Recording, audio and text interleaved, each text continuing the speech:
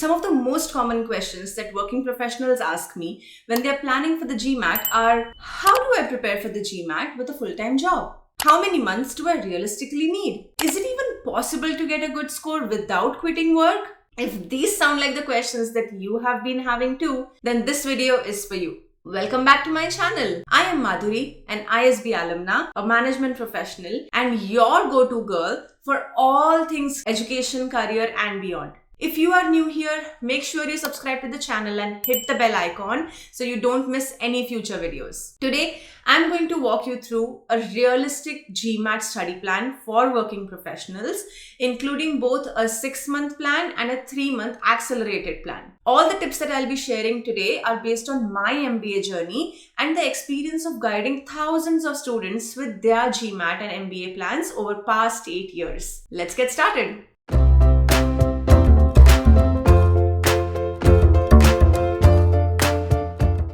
Address the most commonly asked question first. Do you need to quit your job to prepare for the GMAT? The short answer is no. The caveat lies in balancing your work and studies on a daily basis. You can do this by putting your priorities in perspective. One of the biggest mistakes I see is people comparing themselves to full-time students or following study plans that are simply not designed for working professionals. Stressing yourself for not being able to study 5-6 hours a day every day will often lead to frustration, inconsistency, and eventually you will feel burned out. Think of the bigger picture of where and how your work and GMAT prep fits into your long-term vision. Work will continue throughout your life, but your GMAT prep has a short window in your life where it needs your utmost attention. Leave your work early, miss a meeting here or there, or even take a sick day once in a while to focus on your prep without feeling guilty for not prioritizing your work. This is a mindset game and something that I help folks work upon during the one-on-one personal consultation calls that I offer. You can schedule a call with me through the link in the description box. I've also pinned it in the comment section. Once you have set your mind on prepping for the GMAT, the very first question that I hear from most folks is, how much time do I need to prep? I know people who scored well within just 2 months. See this video for my story on how I did that. And I also know people who took it slow and studied for months before they felt ready to attempt the GMAT. So what is a sensible duration to target? From my experience, 3 to 6 months on an average has been the sweet time frame for most folks with a job to achieve a decent score on the GMAT. In that duration, making a study plan for a week instead of a day has worked out better because you might not be able to study for 3-4 hours every single weekday, but you can make up for that lost time by studying a few extra hours on weekends. I have shared the template that I used for my prep plan in the description box and comments. You can use it to tweak and create your own plan. I'll go over both a 6-month study plan and a 3-month study plan now. For the purpose of this video, I am going to assume that you are aware about the basics of GMAT, like the exam format, the different sections. If you are not, watch this video first and then come back to this one. Let's break down how the 6-month plan will look like. The first 2 months will be about building the foundation. This phase is all about understanding concepts in quant and verbal. At this point, you are not going to be chasing speed. You are focusing on clarity, getting yourself comfortable with the different type of questions, different nuances of each section. This is also the time to identify which sections and concepts you are naturally comfortable with and which ones might need more attention. Months 3 and 4 will be about practice and improvement. Now you start applying concepts through practice questions. This is the time to focus on accuracy and getting answers right without worrying about the pressure of time. The more you practice, the more comfortable you will get with solving questions correctly. You will start seeing patterns in your approach. Which type of questions are going wrong most of the time? Which questions are taking an unusually long time to solve? Which type of questions make you uncomfortable?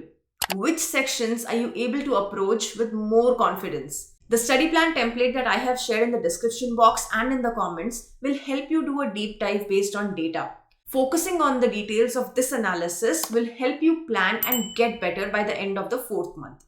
The last 2 months will be about speed and overall exam strategy because by this time you will know how to solve a question correctly. So now you need to work on doing that exact thing at a faster speed. Practicing questions in a timed manner will help you combine the accuracy and speed needed to ace the GMAT because this is where the real score improvement happens. You should be taking regular full-length mock tests at least once a week, analyzing those mocks and refining your strategy overall. The more mock tests you take, the better you'll do because they're not meant to demotivate you, they're meant to guide you. If you want to create a detailed daily, weekly tracker sheet based on this 6-month plan approach, check out the study plan template that I have shared in the description box and pinned in the comment section. Now let's talk about the 3-month plan. This option works best if you have already had some familiarity with the GMAT. Maybe you've prepared earlier or taken the test before. If that is not the case, or if you have jumped to this section and skipped the previous part of this video, I will recommend going back just a few minutes and watching the 6-month plan first, because a 3-month plan will essentially compress each 2-month breakdown of the 6-month plan into a 1-month approach for the 3-month plan.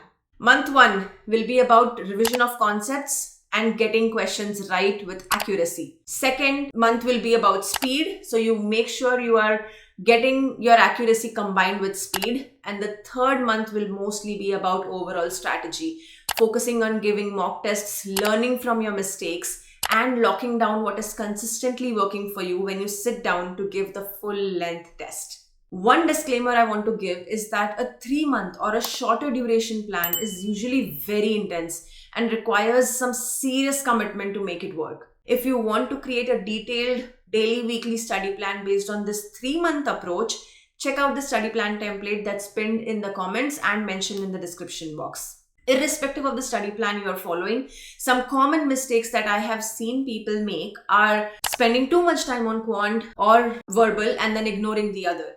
Studying without tracking your mistakes. Avoiding mock tests because scores feel discouraging. Remember, GMAT is as much a strategy test as it is a knowledge test. Check out this 45-minute GMAT strategy masterclass linked in the description box and pinned in the comments, where I cover approaches on avoiding these mistakes and many others based on my years of experience in mentoring students, and you can follow a strategy that will set you up for success. So, which plan to go for? A number of personal factors will also impact your decision, which will be specific to your life. Some things could be your background, your career timeline, application deadline of your target schools, your personal commitments, to anything that will impact your bandwidth. No two people will have the exact same criteria to consider, and that is why there is no one-size-fits-all solution for this question. If you would like help in understanding how to plan for your MBA or in creating a personalized GMAT study plan based on your goals and timelines, schedule a call with me through the link in the description box or the one that's pinned in the comments. I would love to know which plan you are opting for, or any concerns that you might have about your MBA journey. Do share them in the comments. You can also ask your questions and share requests or suggestions on any topic you would like me to create a video on in the comment section. You can connect with me on Instagram and LinkedIn, preferably Instagram if you want a faster response to any of the messages that you might send me. Don't forget to hit the like button, share this with your friends, juniors, seniors, whoever is charting their path for MBA, and subscribe to the channel for more content. 25K soon. Thank you for watching.